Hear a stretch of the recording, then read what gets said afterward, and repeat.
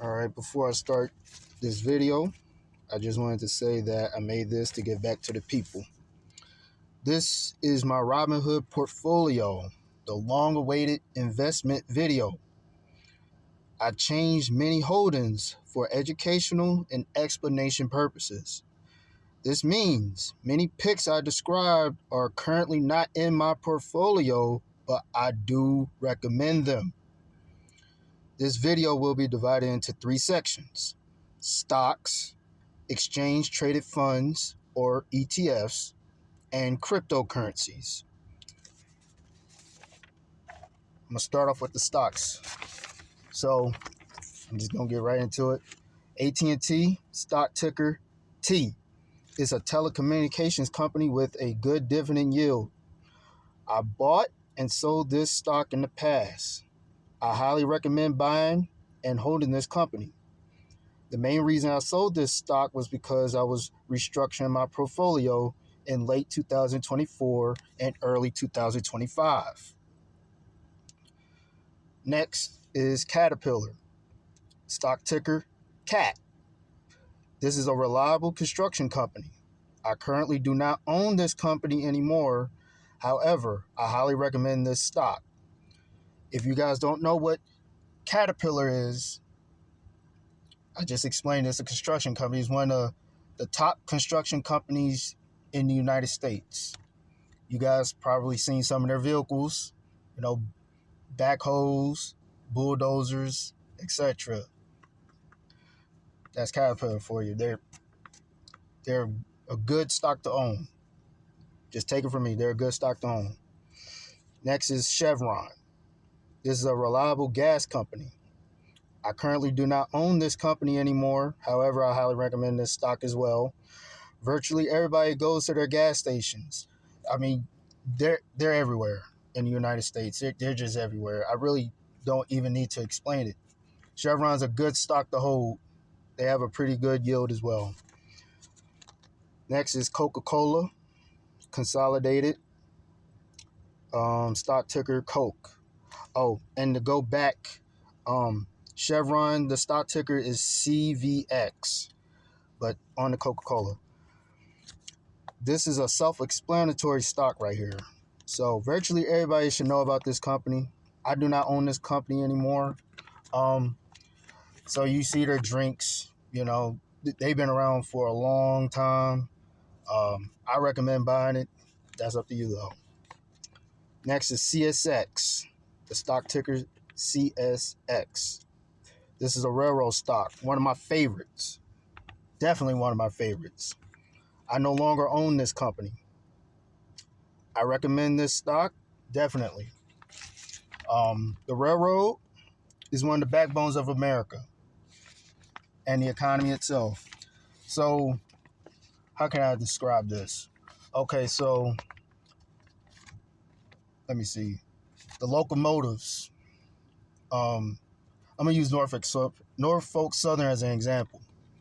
So these trains, they transport goods. Okay, virtually anything you could use, from your chemicals to the vehicles we drive, to metal, wood, you name it, they virtually transporting it. They even transport trailers from the big Mack trucks we see, those big 18-wheelers. Okay, the railroad is a good investment to hold. I definitely recommend CSX. Next is Exxon Mobile, stock ticker XOM. This is another gas company. I don't own them anymore as well, but this is a highly recommended stock, just like Chevron. Everybody goes to their gas stations as well. This is a self-explanatory stock as well, just like Chevron. These two, they were in my portfolio at one point. I definitely recommend, you hold them. They're good. When gas prices goes up, you're going to be making money holding this company, holding those gas companies. That's just the way I see it. Simple as that. Kraft Foods. This is the next company, the next stock. Stock ticker KHC. So this is a self-explanatory stock as well. I mean, let me see. How can I mean? You got the box macaroni and cheese, the regular cheese products, and they got boxes for certain food warehouses. Um, I definitely recommend buying and holding this for a long time. You can never really go wrong with Kraft. I like them. I don't own them because I changed my portfolio up, but I definitely recommend Kraft Foods if you want to invest in. Next, oh boy, this is a good one right here. I like this one. Northfolk Southern. Now, I mean, despite some of their um, accidents they've been having.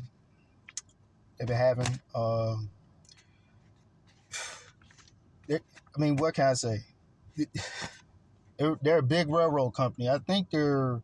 Let me see. I think they're the third or the second biggest railroad in America. No, I take it back. It's BNSF, Union Pacific, Norfolk Southern, and CXX is right there. So yeah, they're one of the they're about third or fourth in America. I definitely recommend holding them.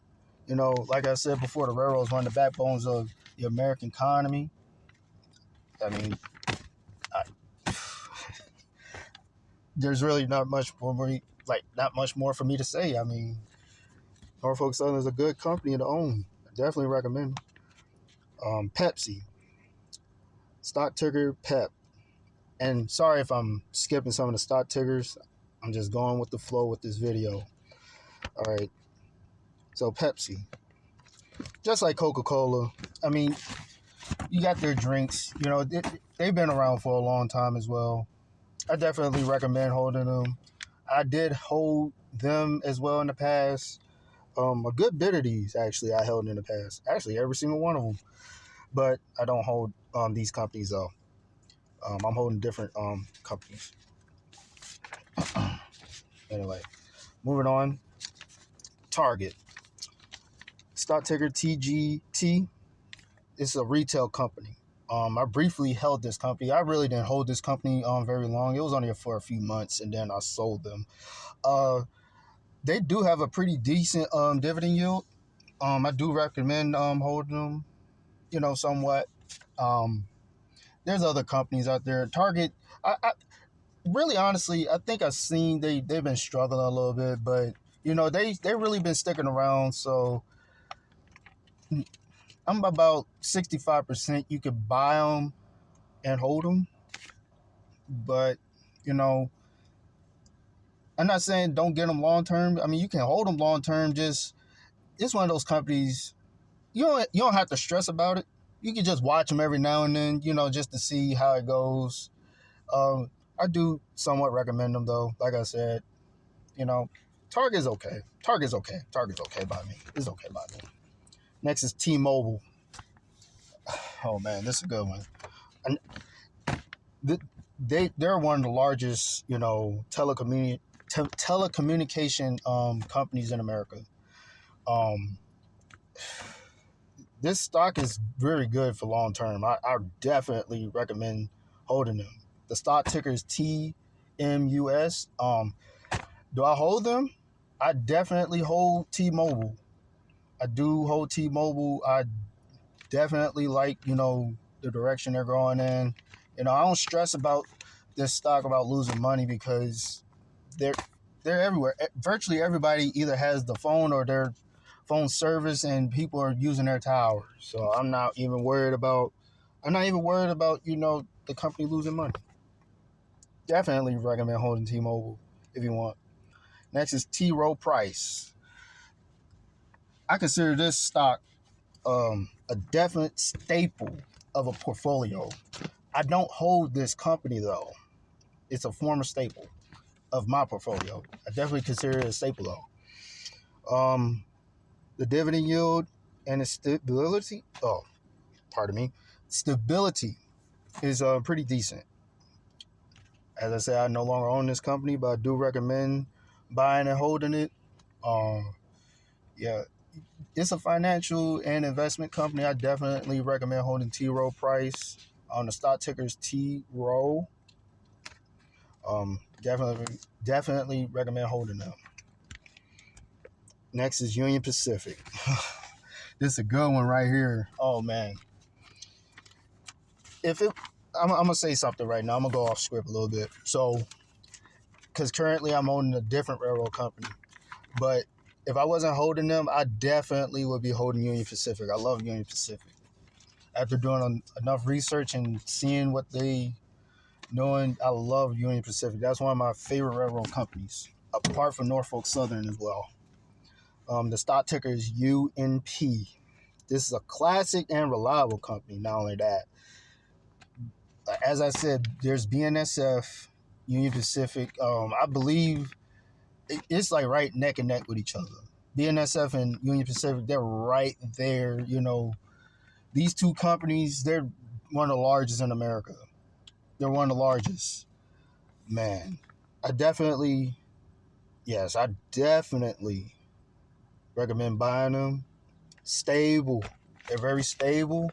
So you really don't even have to worry about, losing money with them. So when you put your money in, you could just relax, honestly, because as I said, the railroad is one of the backbones of America. It's just one of the backbones of America. Consistent with their revenue, definitely. Definitely very consistent with their revenue. I don't know what else to say about Union Pacific. They're a very good company. Next, Verizon. Oh man, I know a lot of people don't like Verizon. This is a telecommunications stock, so it has a very strong dividend yield, and it's decently stable. I invest in this stock whenever I can. Okay, so the stock ticker is VZ. So I'm gonna talk about Verizon for a little bit. I mean, T-Mobile, I believe they're larger. Yeah, I think they are larger. But Verizon, they're second. For what I've seen, I believe they're second in telecommunications. A lot of people use their towers. A lot of people got Verizon phones. At one point, I was using a Verizon phone. So I definitely recommend buying them and holding them, long term. If, you might see a little red here and there. Don't be emotional. I'm not emotional. I invest long term. So when I see the red from Verizon, this is what I do. I just take advantage of it, and I'll just buy my lows and I keep holding them. Their dividend yield, it might fluctuate a little bit, but hey, they're still giving me money though. The next stock, Walmart. Oh man, this is another former staple. This is a former staple of my portfolio in the past. So you should just know what Walmart is. You definitely should know what it is. I do recommend this. I recommend it. The retail company. I think I think business wise, I think they're doing better than Target. So I definitely recommend buying and holding them. Just invest in them long term. You don't have to really stress about losing money with this company, honestly, because I go on Walmart. Despite some things I see, they're improving though. They're improving. I will say that they are improving, and I definitely recommend holding them long term. Okay, so that's it for the stocks. Now we are going to the exchange traded funds, the ETFs. We are going to just get right into it. So, number one, we just gonna get into it. BNY Mellon International Equity. The ticker BKIE. Oh, and I'm gonna say this. I know I missed some of the stock tickers for a lot of these stocks, but you guys, well, I'm a upload something else as well, and you guys will be able to see, the stock tickers and the charts for these companies as well. I might edit it into this video. Anyway, BNY Mellon International Equity. Okay, so I'm gonna break it down a little bit for this particular ETF. So this ETF, it has holdings outside of the United States. So what that means is it has a bunch of stocks that operate outside of the United States. So this is perfect if you want international exposure in your portfolio. This is good if you want to have not just American stocks or American ETF holdings. You can have something outside the country. For example, you can have Komatsu, which is in Japan, or let me think. Oh man, I'm trying to think here. It's a semiconductor company of Taiwan. That's a good company as well. That's what usually these international ETFs are. They hold these stocks outside of the United States. Definitely recommend getting a few internationals so you know your portfolio is diverse and you don't have to really just be in the United States economy unless you want to. That's your choice. But you know, if you want real good diversification, you can get an international stock. I definitely recommend it. I definitely recommend it. Next is BNY Mellon US Large Cap Core Equity. The ticker is BLC. Oh, by the way, actually, I forgot to mention something. So BNY Mellon International Equity, I actually own that in my current portfolio. And the one I'm talking about right now, the US Large Cap Core Equity, I own this one in my portfolio as well. So what does this one do? This Large Cap Core Equity. It tracks an index of 500 large companies in the United States. So think of IVV, if anybody invests in that particularly. It's kind of like that. You get 500 companies, so in one ETF. So you don't have to really worry about anything. You buy it, you can just relax because if one company messes up, you still got 499 more. You're not losing sleep, okay? You don't have to really worry about anything with the large cap core equity right here. This being, man, I love this one. I love this one. This is a staple. I definitely consider it a staple. I love this one. Next, oh man, I love this one too. Oh man, this is a good one right here. iShares MSCI ACWI ETF. Ticker ACWI. Oh man, I love this one. Oh man, this is one of my top ETFs. Okay, this man. Let me explain why. Firstly, it has over 2,000 holdings. Okay, 2,000 holdings, meaning that's 2,000 companies. You're not losing sleep when you're holding this. Okay, when you have this, you're okay. It's simple as that. It covers 85% of developed and emerging market capitalization. So what that means is, in my opinion, well, I mean, it's obvious. 85%, that's global. Okay? 85% developed and emerging markets. Developed and emerging. That's 85%. That's global. Okay? It didn't, man, as I said, I love this one. This one right here, this is one of my top favorites. I invest in it whenever I can. I love this one because money is printing. Even if it goes down, I'm not losing sleep. It's 2,000 companies. I'm not losing sleep. Moving on. ProShares S&P 500 Dividend Aristocrats ETF. Ticker NOBL.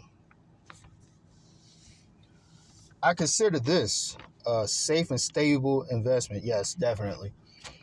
Yes, definitely, I do.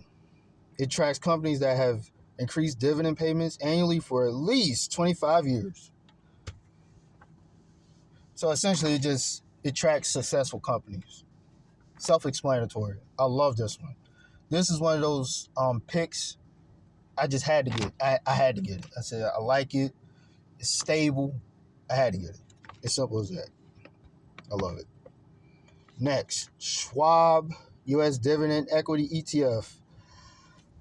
I do not own this, but I do like it. I like it a lot. It tracks 100 dividend-paying U.S. companies. I like this one. I definitely recommend you buy it if you want, but I definitely recommend. That's if you want. I definitely recommend it though. Man, I used to hold this one, but I don't no more because I got a different set of ETFs.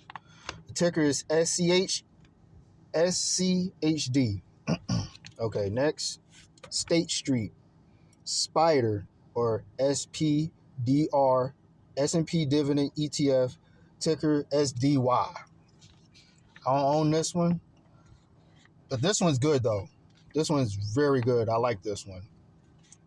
It tracks dividend-paying companies from the S&P 1,500 composite index that have increased dividends for at least 20 consecutive years. I mean, that itself is, hey, you invest in it, you don't have to lose no sleep. Simple as that. Man, I like it. It's simple as I like it. I don't own it. I was optimizing my portfolio. You know, I'm very disciplined with it. Very disciplined. Now, State Street, Spider, or SPDR, Dow Jones Industrial Average ETF Trust, ticker DIA. I own this. I view this ETF as a must-have. It tracks 30 large-cap U.S. stocks. It tracks a lot of good companies. 30? You're not losing sleep with that one. You're not. I definitely recommend the industrial average. I definitely recommend that. DIA. Yes, I do. Next, the Vanguard Appreciation ETF, ticker VIG. I don't own this. I don't own this ETF. It tracks U.S. companies that have increased their annual dividends for 10 or more consecutive years. Pretty solid. I like it. It's pretty solid. I like it. I can't remember if I actually owned this one before though. I probably did at one point. Then I just got rid of it. I was optimizing my portfolio. These are good picks. I definitely recommend it. Next, Vanguard Financials ETF, VFH is the ticker. I don't own this one, but what this ETF does, it tracks companies in the U.S. financial sector. So financials, money. Simple as that. You get this, you getting bread, you getting money, you getting that cheese, you getting that cheddar, whatever you want to call money. You getting money holding this. It's going to print money for you. I definitely recommend it. Next. Oh, man. This is a good one right here. Man, this is a good one right here. I love this one. Vanguard Information Technology ETF, ticker VGT. Oh, man.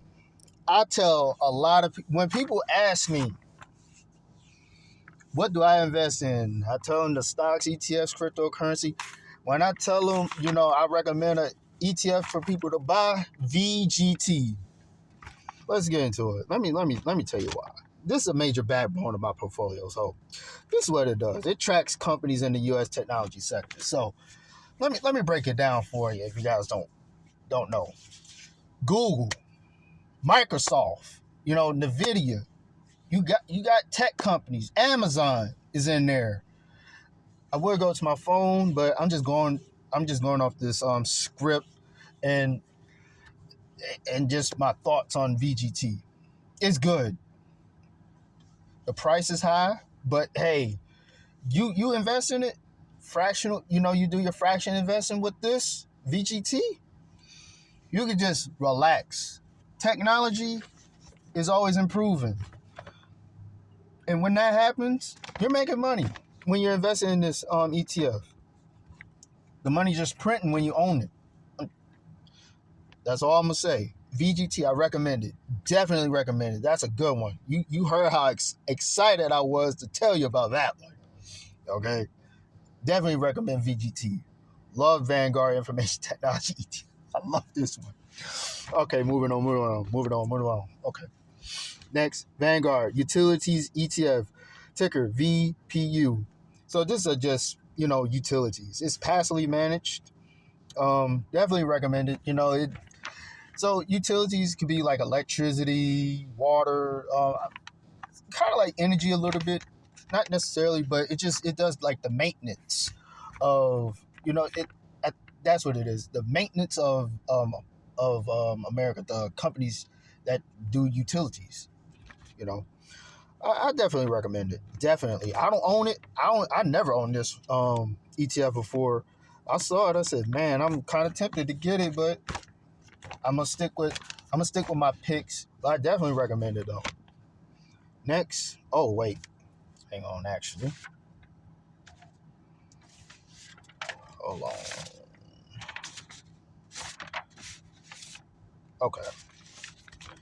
Okay, next on the ETFs is BNY Mellon Core Bond, BKAG.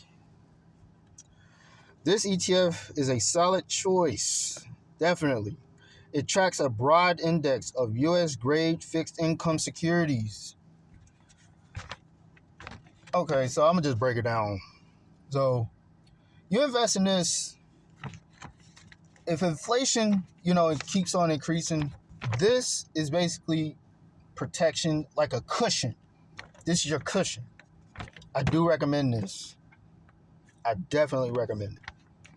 Next is the Vanguard Total Bond ETF. BND is the ticker. This is a staple in my portfolio. It is definitely a staple. It tracks an investment grade non-USD denominated bond index, just like the core bond. But this one right here, this Vanguard Total Bond ETF, it tracks more of those bonds and is just more of a cushion.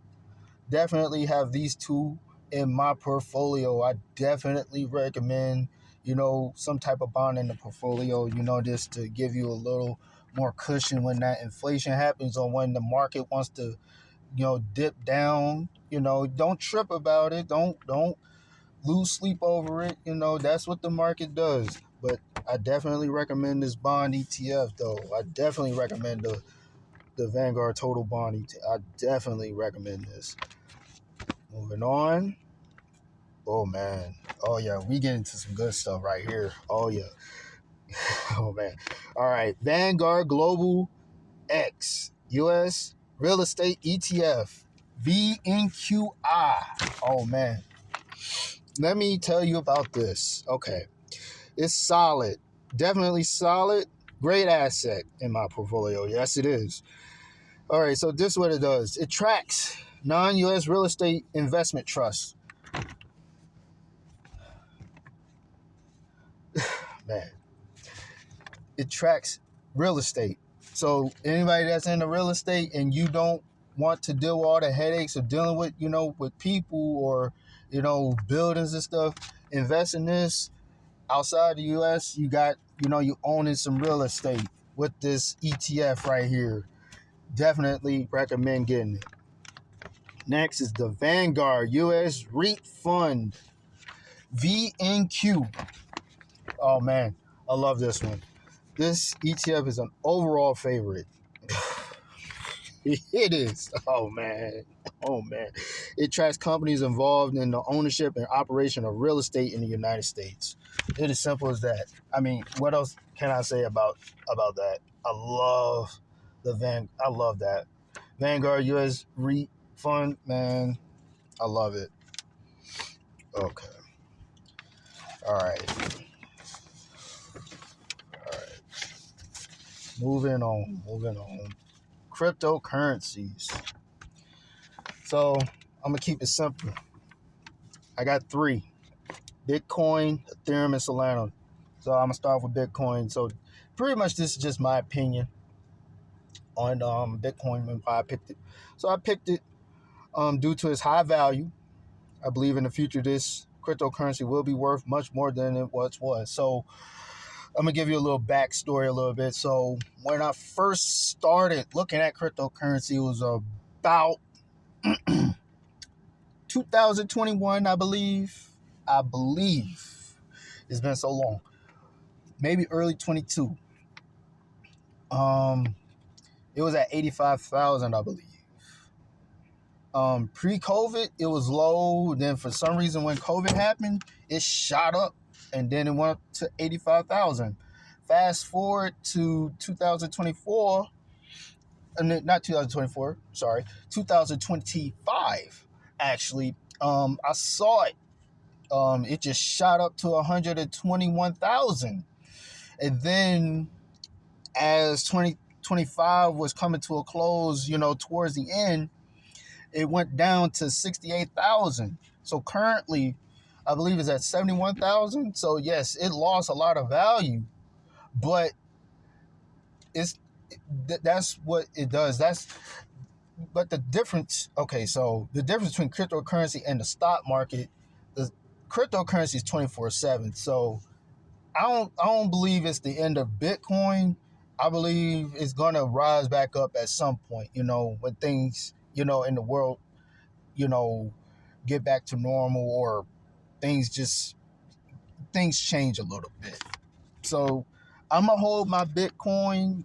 You can get it if you want.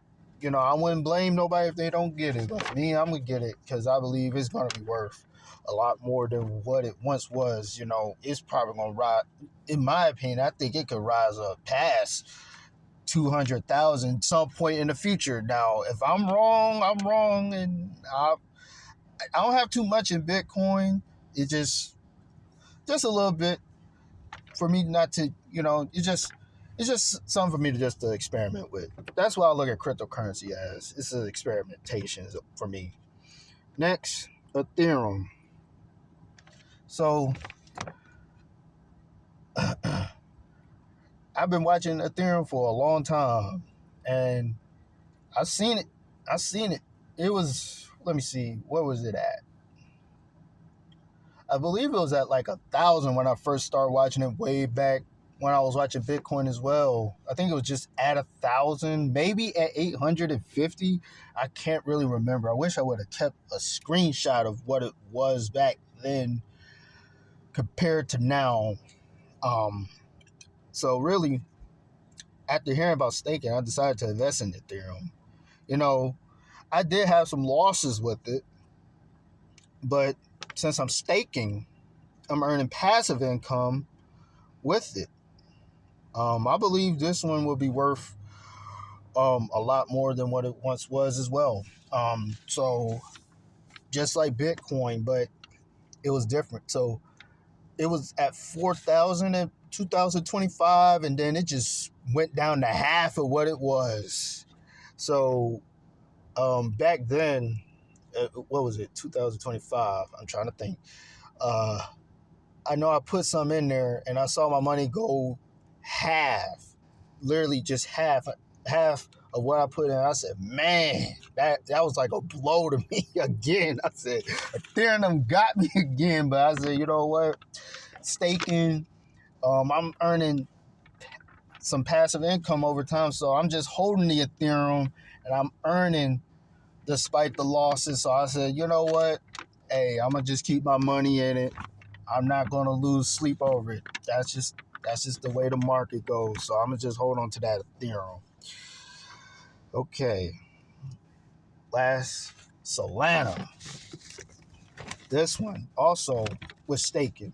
I also decided to invest in this, earning passive income. I believe it's going to be worth a lot more than what it was as well. So let me see. Let me think here. 2025. It was something about 2025 for cryptocurrency. I don't know if it was at 200. I don't know if it was at 228 or 300. I only invested a little bit into Solana because I did not know what was going on. Then I saw it drop, and I said, give me that. It dropped to like 181 or 118, wherever that number was. Regardless, I said, give me that. And I invested in it.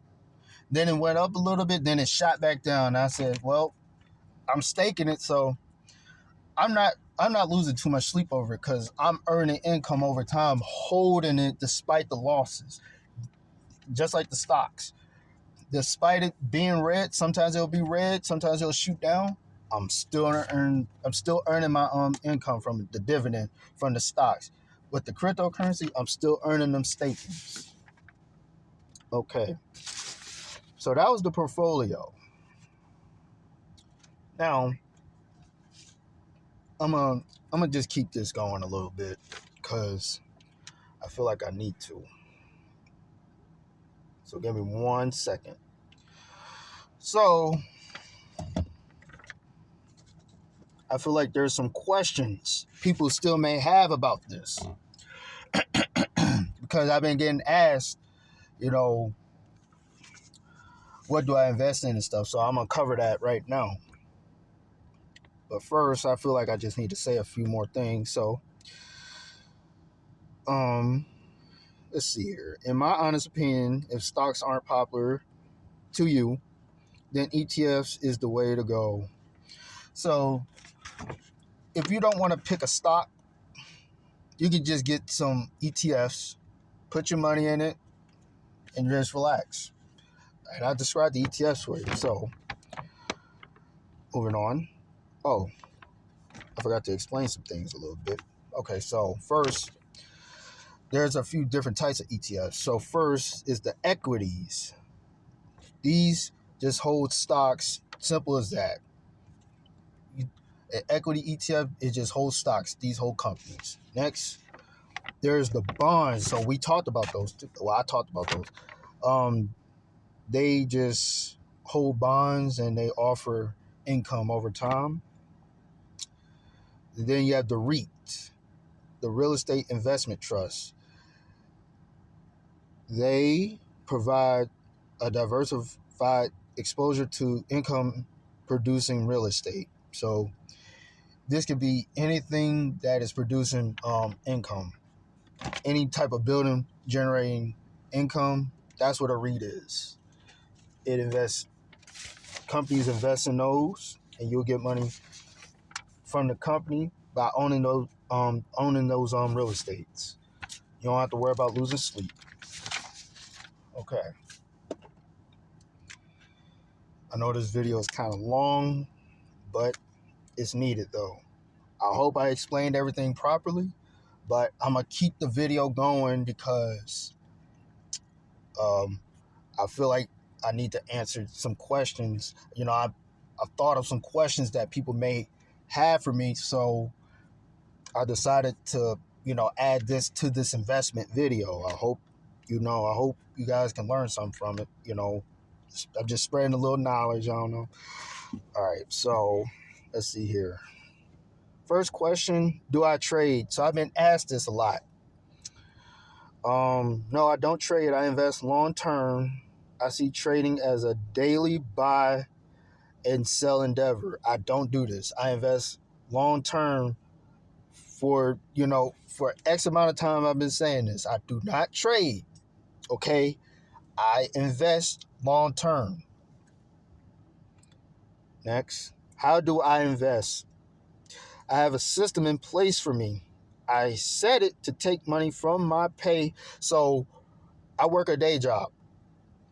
I have my system take some money from the paycheck on Friday, and it's put into two accounts. My investing account on Robinhood and my Roth IRA, or the individual retirement account. So I have money put into those two accounts. That's how I invest. The next, okay, so this is kind of like the follow-up. Do I have a specific system? As I said, on Friday, a portion of my pay is put into the investing in Roth IRA, like I said. But the system does the investing on Monday when the market opens.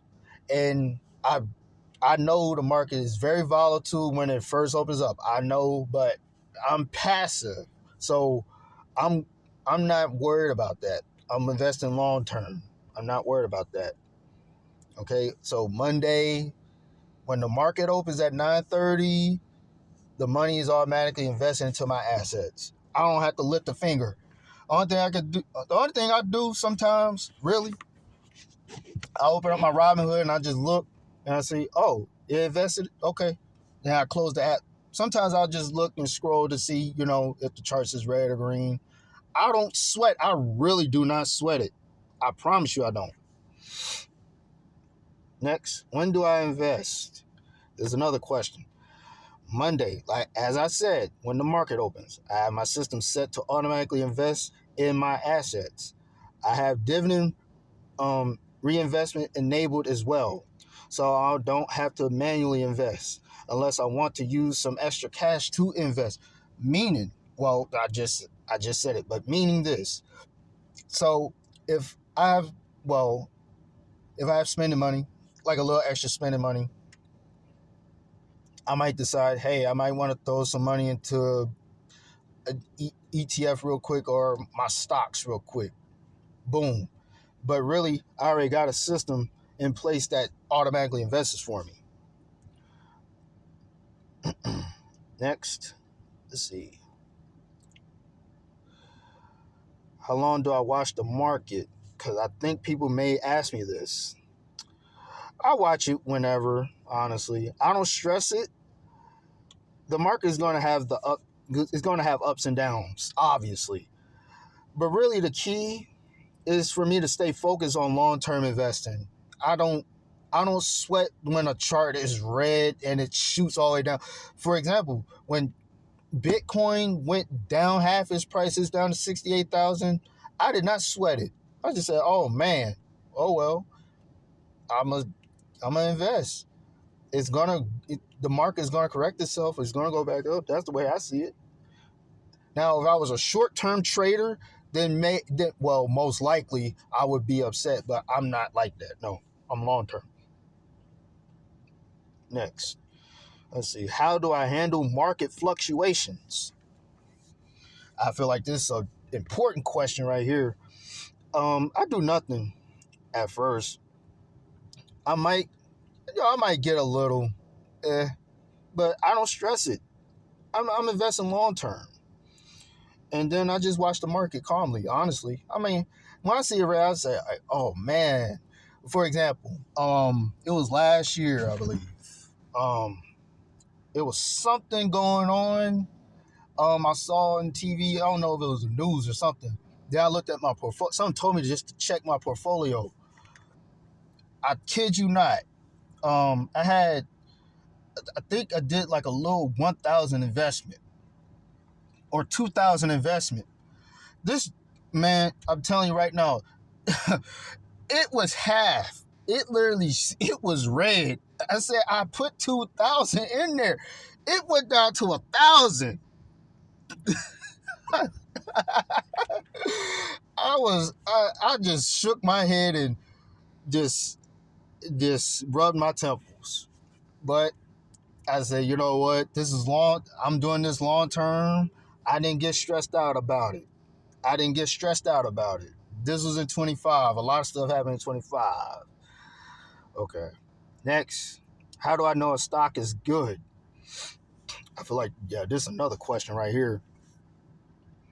I look how long they've been around. So pretty much, if a company has been around for a long time, that's how I know a stock is pretty decent.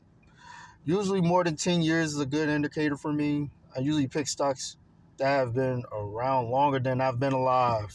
I'm gonna be honest with you. If a stock is losing money, I might sell it, but I don't lose sleep over it. I really don't lose sleep over a stock because a lot of the bulk of my money, honestly, is going to my ETFs, honestly, at this point.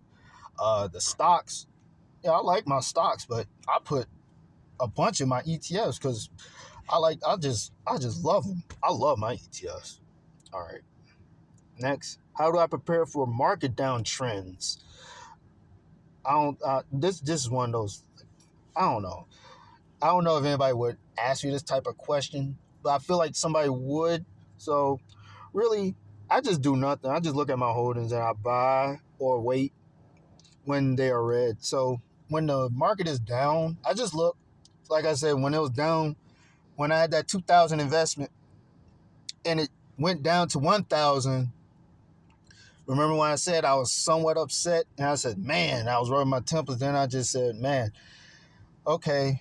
I just got off a little bit. Then I got back on literally like 20 minutes later and I looked and I said, what am I going to buy? This is my chance to buy. So that's pretty much what I do when I'm on market downtrends. Do I sell my investments when they are high? No, I do not. I keep my investments and my dividends are automatically reinvested. Nope. The only time I might sell is if I if I want something. That's the only time I might sell. And then I just reinvest money later. That's the only time I'll probably sell my stock or like an investment. But it's like a little bit of something. Then I just put the money back. Boom. It's nothing to me. No, I like it when my stocks are high. Shoot. I said that lets me know I'm making money. But when it's low, I said that's the chance for me to buy it. Simple as that. Do I have a backup plan? Oh yes, definitely. I have two other hidden accounts that have ETFs that tracks roughly 85% to 90% of the market. These help if I have emergencies. In 2024, I had a financial crisis and an emergency as well. Yes, this did happen. I'm glad I had these backup accounts. Luckily, I had the backup assets and they did grow back. So those two hidden accounts, I had an emergency I had to deal with. I went to them, got the money I needed, and then once that emergency was resolved, I put the money back, and then they grew back to what they were. Simple as that. Now, next question. Let's see. How long is a long-term investment? Okay, so my opinion, a long-term investment is about 6 months. That's just me. 6 months or longer. If I decide to swap my picks for another, I will do it. I don't overthink it. So basically what this means, so when I was explaining that portfolio, I usually hold my picks for a while before I decide to start swapping. That's what I did in 2025. So when I was restructuring my portfolio, I was holding these companies before I decided to restructure. I was still holding some of those picks I don't have no more before I restructured and I got this new portfolio now. So I don't just sell it. I'm not a trader. When I buy my stocks or buy my picks, I'll hold them for a while before I start swapping. Next. How many holdings do I have and what's my target? So for the sake of this video, I just decided to do, I believe it was 15 stocks and 15 ETFs total and the 3 cryptocurrencies. So 30 is my minimum and maximum. In the past, I have over 81 holdings and the portfolio, my old portfolio was a damn mess. I am not going to lie to you. In 2024, this is before the 2025 portfolio. I had another portfolio that was just, it was a mess. But in late 2024, 2025, I decided 30 was the perfect number. So what I'm stating from there, it was the previous portfolio after the 81. And then I went and, just moved stuff around. So 30 is the number I have in holdings such as stocks and ETFs. 15 stocks and ETFs is 15 each. 15 stocks, 15 ETFs, 30. Boom. Cryptocurrency is the 3, but I would say it's more, but as I said, for the sake of the video, we're going to stick with these 3 main cryptocurrencies. Next. Oh, yeah, this is a question I believe somebody will have. If I have 30 holdings, then how do I invest in all of them? It's simple. I have roughly 8 main picks that will be invested in on Monday. The other 22 picks are manually invested in with extra cash. After that, I had the dividend reinvestment duty investing. So pretty much I just have 8 automated picks that I want. The other 22, my extra cash, I just throw them in there. I throw them into the other 22 whenever, if I remember, because sometimes I don't even look at, like, as I said, I don't even look at the market. So the money's just growing and it's just sitting there. Okay, next. How do I have time to manually invest in my other picks? I take advantage of the fractional shares option on Robinhood to manually invest. So, because sometimes the market, so when I get off work, sometimes I just so tired. Sometimes I don't even have time at work to invest in my other picks. So I just take advantage of these fractional shares. Robinhood allows this. It's not long, honestly. I do it on break or at work or after work, on the weekends, or when I'm waiting to do something in public or at home. So, I mean, I could buy the whole shares, but I got to do it during, that. It's weird. So I could do fractional shares as well, just like the whole shares, but sometimes I don't have time to I just say, fuck it, just throw whatever into my asset, because I don't have time to do each share. It's weird, but when I manually invest, I try to I wouldn't say I try to knock it out as fast as I can. I invest relatively, because if I'm doing it at work, I only have a 30-minute lunch, so I don't have that much time to look at my 22 to decide, oh, do I want this share or not? I just say, you know what, just do the fractional because it's way faster. So I'll just have a little piece. I just find fractional faster. That's just the way I see it. Okay. I know I have let me see here. How long have I been investing? Okay, this is a question I know somebody will have. I started roughly late 2020, early 2021.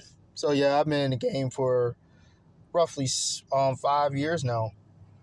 5 years now. How much do I make for my investment? Well, this is more of a personal question, but I'm gonna tell you guys. I make a couple hundred to a few thousand due to the growth. That's when that's when my investments are green. I'm making money when it's green. When the chart is green, I'm making money. But it's estimated. So due to the market, so sometimes I could be losing money because the market is going down red. As I said, I'm not losing sleep over this though. So I might make a couple hundred, might make a few thousand. I don't lose sleep over it. I just let the dividends reinvest into the asset. That's all. That's what I like about the market. You're going to just have your ups and downs, but I don't lose sleep over it. Next. Ooh, this is a good one right here. Do I prefer dividends or growth? I feel like this is something that a corporate person would ask me, or maybe some type of financial advisor would ask me. So really, honestly, I'm too busy to deal with a growth. I feel growth is more for an active trader. I'm not active. I'm passive. I prefer dividends because it's another source of income. Basically passive. I'm not active. I'm very passive. Like as I said, I just prefer me as an investor. I prefer my dividends. I always prefer the dividends. Growth is cool, but I just prefer my dividends. Such as Google. So if I was investing in Google, that's growth. It's fine, but I like the dividends. It's more appealing to me. It's just simple as that. Okay. Let's see here. Oh, so some people probably were asking about cryptocurrency. So, with the downtrend of it, despite the downtrend of the cryptocurrency market, I'm still long term. I'm very long term. So I'm just gonna hold my cryptocurrency regardless of cryptocurrency. Uh, just like the stocks, I'm gonna hold those long term. ETFs, all investments I'm invested in, I'm holding them long term. I'm can't really stress it enough that when I see red, I look at it as an opportunity to buy, wait, just observe, see how things are going. I don't get emotional. I just watch it. It's simple as that. Um, Let me think. Hang on, because I think I covered everything. Oh yeah. Okay. Yeah, I believe I covered everything. So that's it. That was the investment video for you guys. I hope you guys learned something. I hope I didn't go about too fast. Uh, you know, if you guys want to invest, I gave you guys some recommendations, you know, and and there you go. And I gave you guys a little bit of a good bit of my portfolio. I mean, a lot of them were former picks, but hey, you know, you got my portfolio though. This is the investment video. I hope I answered everybody's questions now, and I mean, I don't really know what else to say. I hope I answer everybody's questions. If you guys still got questions, you guys can still ask me. I'm, you guys know where to contact me and stuff. So, we can have a talk. I don't mind talking. Come on, I don't mind it at all. But that's it for the video though. Covered everything. So you guys take care.